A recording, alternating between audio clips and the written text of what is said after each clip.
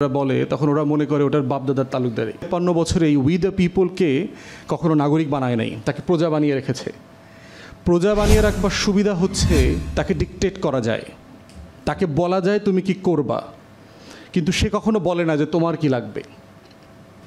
তো সেই জায়গাতে আমাদের এই সংকটের জায়গা হতে জনগণের কথা বলছেন না, সেই জনগণকে কি আপনি জিজ্ঞেস করেন যে এস আলম তো বাংলাদেশ ব্যাংক থেকে অথবা আমার ৮টা ব্যাংক থেকে টাকা পয়সা লুটপাট করে ফেলছে, তো ওই জনগণ তখন মোবাইল ফোনে তার অ্যাকাউন্টে গিয়ে দেখবে যে আমি তো গতকালকে দেখলাম ৩,৩৩,৭১৩ টাকা ৪০ পয়সা ছিল, আজকে তো টাকা আছে।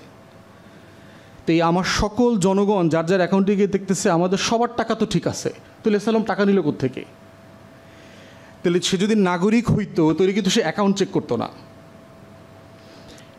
তো এইটা হইল যে সে নাগরিক না হয়ে ওটা সংকট। এবং দ্বিতীয় দেখবেন দাবি দাওয়াগুলো দেখেন, অধিকাংশ দাবি দাওয়াগুলো দেখবেন একান্ত ব্যক্তিগত দাবি দেওয়া। আমার ভাত চাই, আমার জিনিসের দাম কেন, আমার চাকরি হচ্ছে না কেন, অথবা ওরা যারা আন্দোলন করেছে চাকরি বাকরি কোটাটা থাকবে না। রাষ্ট্র নিয়ে কারো আন্দোলন আছে? কয়জন করে? যে উই দ্য পিপলের জন্য যে রিপাবলিক করবার যে আকাঙ্ক্ষা নিয়ে যে আমি করলাম, সেখানে কোনো কনভারসেশন নাই, ডিসকাশনটা নাই যে রিপাবলিক করবার সংকটটা কোথায়। আমরা সবাই ধরেন এখন অনেকেই পলিটিক্যাল পার্টিরা নির্বাচন নিয়ে কথা বলছে, নির্বাচনের পরে এই রাষ্ট্রটা কীভাবে রিপাবলিকের আকাঙ্ক্ষা পূরণ করবে সেই কনভারসেশন কিন্তু নাই। জমি জমা, হাট ঘাট, বাজার মাঠ সব দখল হয়ে যাচ্ছে, এক্স্যাক্টলি সেম। শুধু চাঁদাবাজির মানে চাঁদাবাজদের চেহারা পরিবর্তন হয়েছে, চাঁদাবাজির ধরনের পরিবর্তন হয় নাই, চাঁদাবাজির পরিমাণও কিন্তু বেড়েছে। সকল আমার মহল্লার ভ্যানে যে সবজি বিক্রি করে সেও বলল তাকে এখন প্রতিদিন 30 টাকা বেশি দিতে হয়। 20 টাকা লোকাল রাজনৈতিক দলের নেতা, 10 টাকা পুলিশ। আগে জানি তো তার থেকে 30 টাকা বেশি দিতে হচ্ছে। এবং যারা দিতে রাজি হয় নাই তাদের দেখলাম আপনার ওই দোকান টোকান সব ভেঙে দিয়ে আসছে, ভ্যান ড্রাইভারকে বসতে দিচ্ছে না। তো সেই জায়গাতে আমার দেশের সংকটের একটা জায়গা হচ্ছে আমার দেশে তো জনগণ নাই, নাগরিক অর্থে যে জনগণ, সেই জনগণ নাই। তো যদি থাকতো তাহলে বাংলাদেশে আনন্দ ঘন পরিবেশে নির্বাচন হইতো না। বাংলাদেশের নির্বাচন আপনারাই সবাই রিপোর্ট করেন গণমাধ্যম যে আনন্দ ঘন পরিবেশে নির্বাচন সম্পন্ন হইল। নির্বাচন যে আনন্দ ঘন পরিবেশে হইতে পারে না, এটাই হচ্ছে রাষ্ট্র না হওয়ার সংকট, এটাই হচ্ছে রাষ্ট্রে নাগরিক না থাকার সংকট। This is serious business. এই বিজনেসটা আনন্দ ঘন কুদ্দুস বয়াতির গানের তালে তালে হইতে পারে না। নির্বাচন ভোট এইটা নুসরাত ফাতে আলী খানের কাওয়ালি সন্ধ্যা না, এটা নুরা ফাতিহির মানে ডান্সের ইভিনিং না, এইটা আতিফ আসলাম আসবে আর পুরো ক্রাউডকে মানে মানে হাইপারনেট করে দেবে, এটা না, এটা ইলেকশনটা।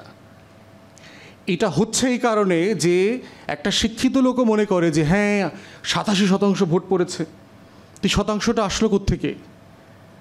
আমি কোনো জনপ্রতিনিধিকে তো জিজ্ঞেস করে পাই নাই যে সে বলেছে যে আপনি বিকাশ দিবেন না, নগদ দিবেন না, ফুসপানি খাওয়াবেন না, বিড়ি সিগারেট পান কিছু দিবেন না, কুদ্দুস বয়াতির কনসার্ট হবে না, কিন্তু নিজ দায়িত্বে অটো ভাড়া করে নিজের খরচে আইসা শীতের সকালে ভোট দিবে। কেউ বলে নাই 5 থেকে 7-10% মানুষ বেশি ভোট দিবে। তাহলে 87% লোক ভোট দিল কিভাবে? এরা কারা? এরা হইল ওই যে সুন্দরবনের ভারত অংশ থেকে কুমির আইসা বাংলাদেশ অংশে হরিণ খাইছে, উহারা হইল তাহারা। এরা হইল সাইবেরিয়ার পাখি, আকাশ সীমা লঙ্ঘন করে লাখে লাখে আসছে, আইসা জাহাঙ্গীরনগরের ভূখণ্ড দখল করছে 3 মাসের জন্য, খায়া দায়া ধান ক্ষেত নষ্ট করে চলে গেছে। বাংলাদেশের অধিকাংশ মানুষ হচ্ছে ওই ক্যাটাগরির। এই ফেইলিয়ার কার? গরিব মানুষের, আমার প্রান্তিক মানুষের? না, তার না, এই ফেইলিয়ার রাষ্ট্রের। এই রাষ্ট্র যারা তৈরি করেছেন, এই রাষ্ট্রের আকাঙ্ক্ষাপত্র যারা তৈরি করেছেন, এই ফেইলিয়ার হচ্ছে কালেকটিভলি আমাদের পলিটিক্যাল পার্টিস যারা সাকসেসিভলি গত 53 বছর শাসন করেছেন, গভর্ন করেছেন, badly and sometimes to gravely, তাদের ফেইলিয়ার। সেই জায়গাতে সংকটের গোড়াটায় হাত না দিতে পারলে পেরিফেরিতে ভাই বলল দরজা খুলে দিতে লাভ হবে না। ঢাকা মেডিকেলে কি আপনার কাছে মনে হয় একজন রোগী গিয়ে একজন ডাক্তারকে গায়ে হাত তুলতে পারে? সেটা কেন করে? আপনার একজন রুগী হয়তো রং ট্রিটমেন্টের কারণে মারা গেল, নেগলিজেন্সের কারণে, ডিউটি অফ কেয়ারের ল্যাকিং ছিল, আপনি হাসপাতালটা ভাঙচুর করে দিয়ে আসলেন। আবার গত ফ্যাসিবাদের রেজিমে আপনারা দেখলেন যে স্বাস্থ্যমন্ত্রী হইল সোকল্ড, তিনি প্রায় 2000 হাসপাতাল বন্ধ করে দিল, দেখলাম ডায়াগনস্টিক সেন্টার, এই ভুল ওই ভুল ওই ভুল। একই ভুলে তো ঢাকা মেডিকেল কলেজে বন্ধ করে দেওয়ার কথা ছিল, ওটা করেন নাই কেন? যে যে ভুলের কারণে আপনি 1,500-2,000 ডায়াগনস্টিক সেন্টার বন্ধ করে দিলেন, যেখানে ট্রিটমেন্ট নাই, রেগুলেশন নাই, ডক্টর ঠিকমতো আসে না, এখানে অপারেশন যারা করছেন তারা কোয়ালিফাইড না, একই কারণে বাংলাদেশের সবগুলো মেডিকেল কলেজ তো বন্ধ করে দেওয়া উচিত ছিল, ওটা করেন নাই কেন? তাহলে এই যে সিলেক্টিভ জাস্টিস, এটা আসছে কোত্থেকে? গভর্নেন্সের ফেইলিউরের কারণে আসছে, গভর্নেন্স বোঝে না। তাহলে আমার সংকটের তৃতীয় জায়গা হচ্ছে যে এই রাষ্ট্রে কখনো গভর্নেন্স ছিল না। এই রাষ্ট্র যারা চালান, যারা চালিয়েছেন, সেটা নির্বাচিত আমলা হন আর অনির্বাচিত আমলা হন, যারাই হন, তারা কালেকটিভলি গভর্নেন্স বোঝেন না। এক্সাম্পল দেই আপনার, এলজিআরডি মিনিস্ট্রি গত কয়েক মাস আগে এসে আপনার এই যে তথাকথিত যে স্থানীয় সরকার পরিষদ আছে, ইউনিয়ন পরিষদ বাদে সবগুলোকে বাতিল করে দিল। ইউনিয়ন পরিষদটা করে নেই, আনইলেক্টেড হওয়াই উচিত, রাইট ডিসিশন। তো ইউনিয়ন পরিষদটা করলেন না কেন? ওখানে নির্বাচন হয়েছিল।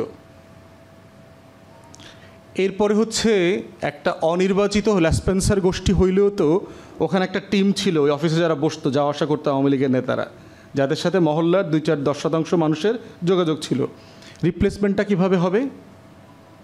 ধরেন অফিসটা আপনি ভ্যাকেট করলেন, এটা দখলদারের মধ্যে ছিল, ভ্যাকেট করে দিলেন, এরপরে কি হবে ওইটা আপনি আবার জানেন না। 24 ঘন্টার নোটিসে পলিথিন বন্ধ করে দিলেন। আমরা সবাই পলিথিনের বিপক্ষের মানুষ, প্লাস্টিকের বিপক্ষের লোক, কিন্তু আমি তো গত 20 বছর 50 বছর ধরে আমি পলিথিনে বাজার করছি, আমার তো একটা অভ্যস্ততা আছে। 24 ঘন্টার নোটিসে আপনি পলিথিন এটা এনফোর্স করবেন কীভাবে? আমরা যারা উকিল, আমার কলিগ আছেন এখানে, লার্নার ফ্রেন্ড, জুরিসপ্রুডেন্সে একটা কথা আছে যে the law which cannot be enforce is a bad law. যে আইনটা আপনি এনফোর্স করতে পারবেন না,